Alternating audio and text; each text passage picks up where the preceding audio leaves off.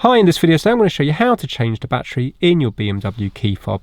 Maybe your car's already alerted you that the battery needs changing. It's nice and straightforward to do. This is from a 2022 ix3, but the same thing will apply to other models with the same key fob.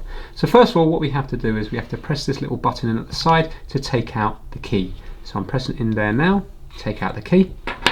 And now this is where the battery is underneath here, and you will need a 2032. So I'm just going to use my fingernail in here. If you're worried about your nails, you could always use a little screwdriver and just pry out from here, but you can just use your fingernail here and lift this up. Don't yank it all the way up because you might end up breaking the tabs. That's enough, and then just wiggle it out. This is the battery here. This is a Panasonic one. We're replacing it with a Duracell. It doesn't make a difference as long as it's a 2032. So this is our battery here. I'm just peeling off this little sticker like so, and it's going to be going positive side up this way. So get your little screwdriver and you need to pry the battery out. You can see it's just caught on these two end bits here, and it just pops out. We're now going to get the new one in. We're putting it in this way first, like so, and then click it into place.